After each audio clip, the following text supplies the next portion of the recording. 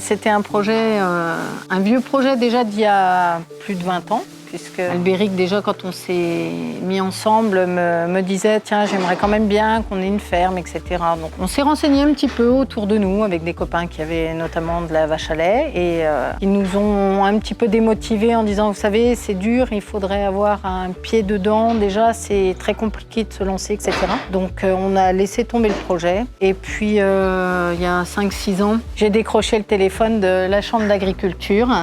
Et puis on a posé nos jalons en disant voilà, on part de rien du tout. Est-ce qu'on peut prétendre à la reprise justement d'une exploitation? On nous a dit oui, c'est faisable. Au départ, on voulait de la céréale et on nous a conseillé d'avoir un atelier à côté. Donc c'était pas très évident parce qu'on connaissait pas vraiment le secteur de prédilection qu'on voulait. On a dit que ce serait n'importe quel atelier, de toute manière, il fallait qu'on apprenne et qu'on parte de zéro. Donc pour nous, ça ne changeait pas la donne, on était prêts à se donner les moyens de faire ce qu'il fallait.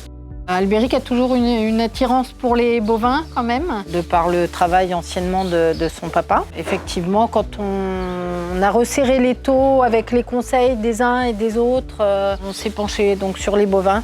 Et on s'est dit effectivement, on sera peut-être moins contraint avec du bovin viande. Et une fois, tout à fait par hasard, on a trouvé une annonce. On est allé visiter une exploitation non loin de là. Et donc, on s'est dit que le secteur était vraiment très sympa. Et donc, on a cherché les exploitations.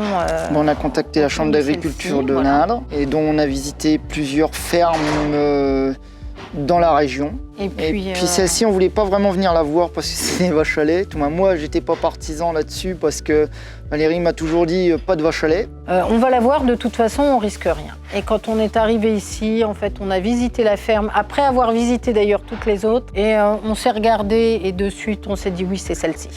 Parce que c'est comme quand vous visitez une maison, de toute façon, quand c'est celle-ci, c'est pas une autre. C'est le coup de cœur, c'est l'affect, c'est le fait que tout soit bien ordonné, organisé. Quand on a 20 ans, effectivement, on est prêt à retrousser les manches. On sait ce qu'on veut, mais on ne sait pas forcément ce qu'on veut pas. À 40, c'est différent. On sait ce qu'on veut et on sait pourquoi on le fait. Donc c'est parti, voilà, pour une belle aventure, en espérant que nos enfants poursuivent cette dernière.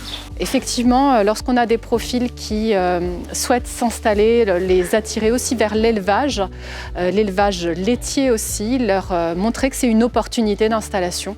Opportunité avec une rémunération en face, avec oui une charge de travail, mais un retour sur investissement, une qualité aussi de vie au travail possible.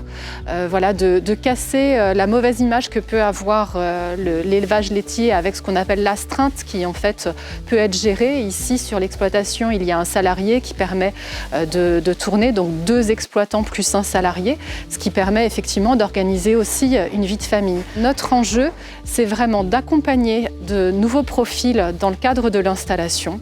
Il ne faut pas avoir peur du lait. Outre mesure, effectivement, ce petit plaisir d'avoir cette complicité avec les vaches à lait que vous passez 2 fois par jour en salle de traite, que vous allez caresser et puis avec lesquels vous pouvez vous permettre quelquefois certaines petites taquineries.